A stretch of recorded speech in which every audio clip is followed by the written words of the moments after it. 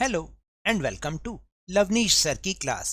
आज की ये शिक्षा निदेशालय राष्ट्रीय राजधानी क्षेत्र दिल्ली की वर्कशीट नंबर 33 जो कि कक्षा 7वीं के विद्यार्थियों के लिए है।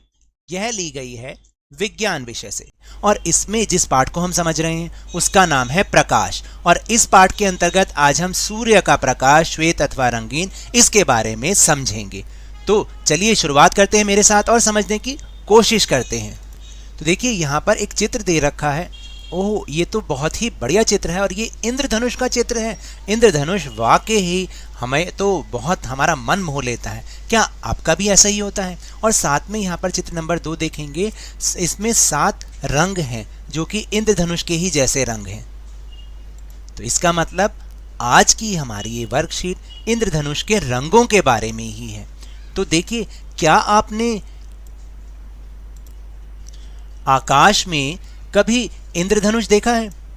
याद करिए, ऐसा कब देखा था? इंद्रधनुष प्रायः वर्षा के पश्चात दिखाई देता है, यानी वर्षा के बाद दिखाई देता है, जब सूर्य आकाश में क्षितिज के पास होता है, जैसा कि चित्र नंबर 1 में दिखाया गया है। इंद्रधनुष आकाश में 7 रंगों के एक बड़े धनुष यानी आर्क के रूप में दिखलाई देता है। जैसे मैथ्स में आप आर्क पढ़ते हैं ना, चाप पढ़ते हैं, तो बिल्कुल उसी तरह से ये दिखाई देता है। उसके अंदर जो 7 रंग होते हैं, जानते हैं वो कौन कौन से रंग होते हैं? ये रंग होते हैं लाल, नारंगी, पीला, हरा, नीला, जामुनी तथा बैंगनी, जिन्हें इन रंगों से दिखाया भी गया है। तो देखिए, ये एक क्रम में होते हैं। जैसे कि अगर हम इंद्रधनुष के रंगों को नीचे से ऊपर की तरफ से याद करें तो उसका एक संक्षिप्त रूप क्या है? वो है बैजानी पीनाला।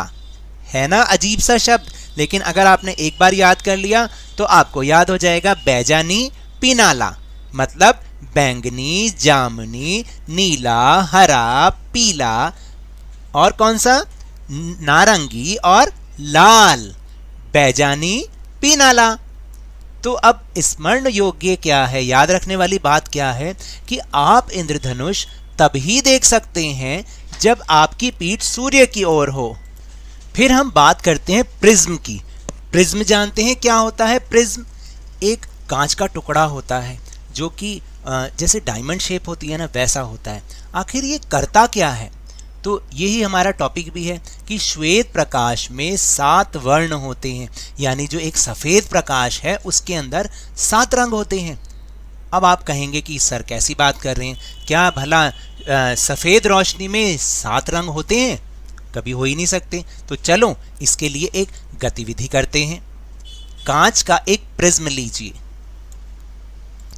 फिर किसी अंधेरे कमरे की खिड़की के छोटे से छिद्र से सूर्य के प्रकाश का एक पतला किरण पुंज प्रिज्म के एक फलक यानी सतह पर डालिए। यानी ये तो बहुत थोड़ी कठिन सी भाषा है ना। आपने क्या करना है कि एक अंधेरे कमरे में बस एक ऐसी जगह छोड़िए जहाँ से जो है रोशनी आ रही हो और वो इस प्रिज्म पर पड़नी चाहिए।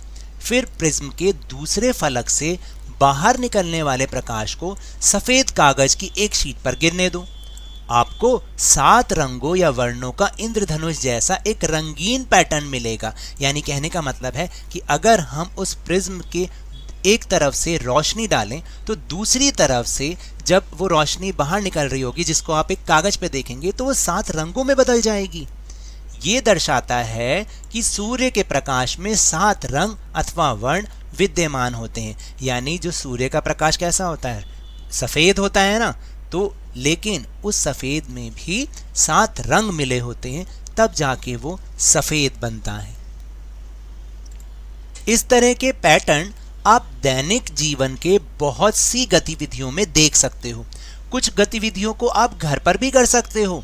जैसे जल में यानी पानी में साबुन घोलकर विलयन तैयार करिए और एक स्ट्रॉ या खाली रिफिल की मदद से बुलबुले बनाएं।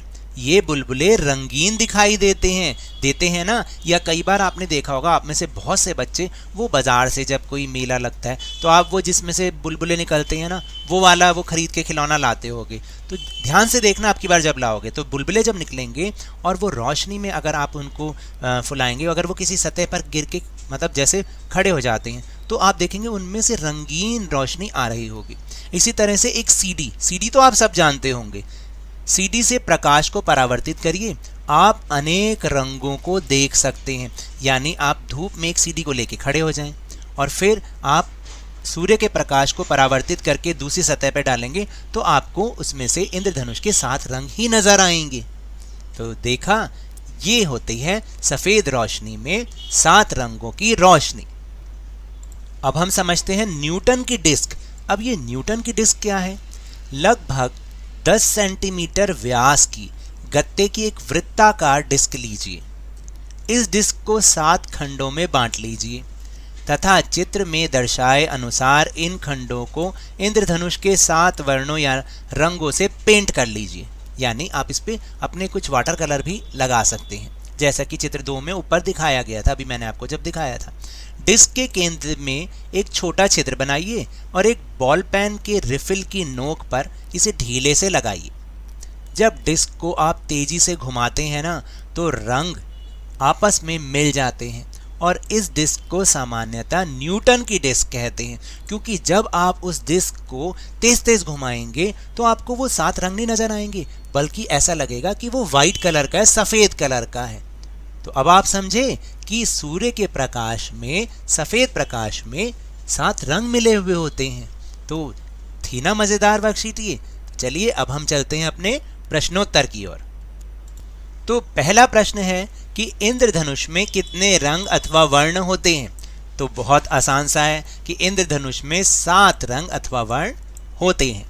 फिर दूसरा प्रश्न है कि इंद्रधनुष के रंगों अथवा वर्णों का नाम क्रम से लिखिए। तो ये वाला जो क्रम मैंने लिखा है ये ऊपर से नीचे की ओर है, आप इसे नीचे से ऊपर की ओर भी लिख सकते हैं।